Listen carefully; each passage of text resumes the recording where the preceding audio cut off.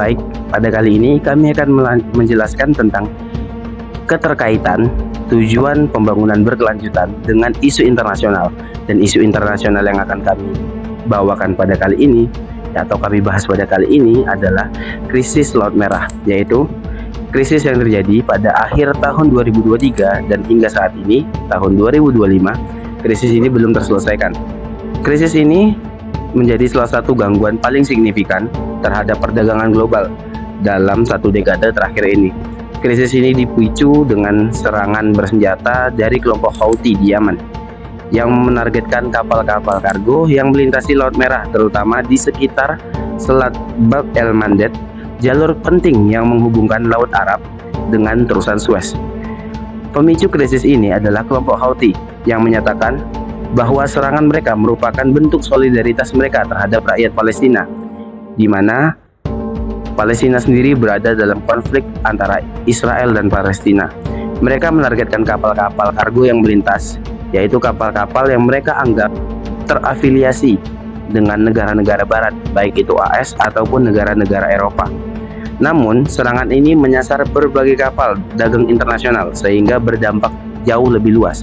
Dan kali ini kami akan membahas melalui dari sisi SGDS atau tujuan pembangunan berkelanjutan.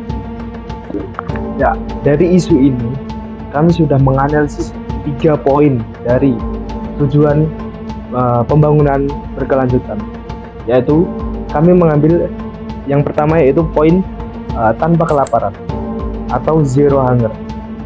Serangan Houthi menyebabkan penurunan 90% lalu lintas kapal kontainer melalui Laut Merah, yang mana ini menyebabkan gangguan pasokan pangan global. Lalu kenaikan harga pangan. Retouring kapal melalui Tanjung Harapan meningkatkan biaya logistik yang berdampak pada harga pangan global. Lalu krisis pangan di negara-negara konflik. Negara-negara seperti Yaman mengalami kelangkaan pangan akibat gangguan distribusi dan konflik berkepanjangan. Lalu, apa saja penyelesaian upayanya?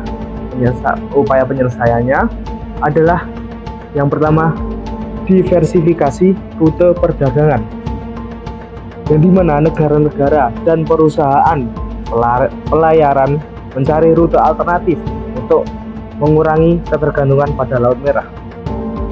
Lalu adanya peningkatan kapasitas produksi lokal, mendorong negara-negara berkembang untuk meningkatkan produksi pangan guna mengurangi ketergantungan pada impor. Poin selanjutnya adalah poin ke-8 dari pembangunan berkelanjutan, yaitu pekerjaan layak dan pertumbuhan ekonomi. Dampak nyata dari isu krisis ini adalah penurunan aktivitas pelabuhan, yang mana pelabuhan seperti Elliot mengalami penurunan aktivitas sehingga 85%, yang mana menyebabkan PHK massal dan penurunan pendapatan negara.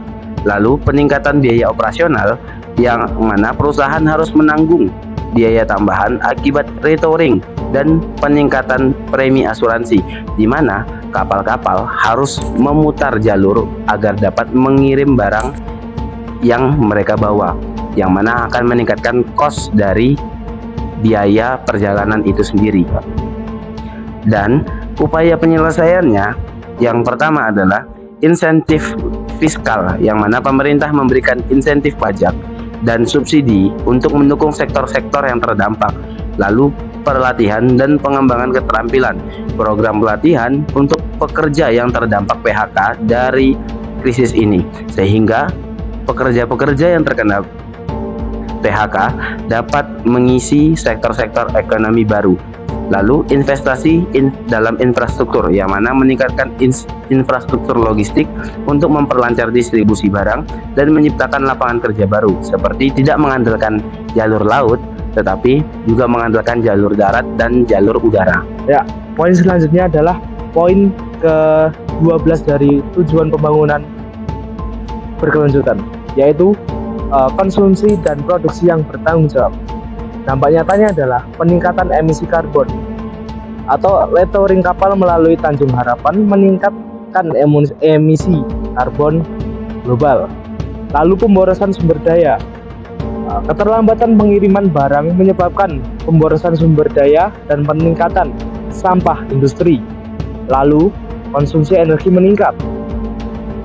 Perusahaan harus mengeluarkan biaya tambahan untuk energi akibat gangguan operasional.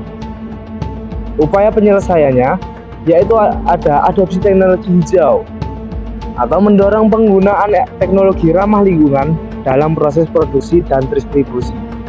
Selanjutnya ada efisiensi energi, mengimplementasikan praktik efisiensi energi di sektor industri dan transportasi. Dan ya, itulah 3 analisis dari isu Laut Merah. Mungkin hanya itu yang bisa kami sampaikan. Atas salahnya dan kurangnya, wassalamualaikum warahmatullahi wabarakatuh.